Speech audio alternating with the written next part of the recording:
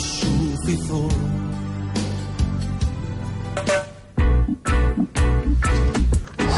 Να κάτσω?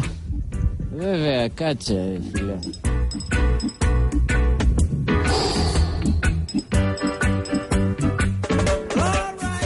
Χαλάρωσες?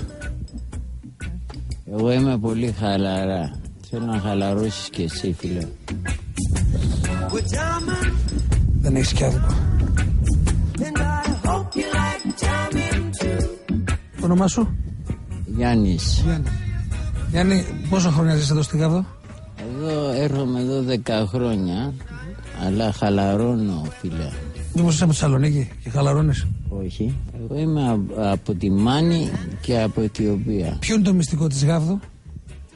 Αυτό που βλέπεις τώρα, δηλαδή να μην κάνεις τίποτα, να χαλαρώνεις. Σε παρακαλώ, κοίτα εδώ το φεγγάρι. Ποιο είναι το μυστικό της ζωής, Γιάννη, για να τελειώσω, γιατί πολλά είπαμε? Το ίδιο που είπαμε και προηγουμένως, δηλαδή δεν μπορώ να πω άλλα λόγια. Γιατί το να συζητάμε και πολύ, χάνουμε χρόνο από το να χαλαρώνουμε και να ηρεμούμε. Δίκιο έχεις, Γιάννη. Τα πολλά λόγια είναι φτώχεια.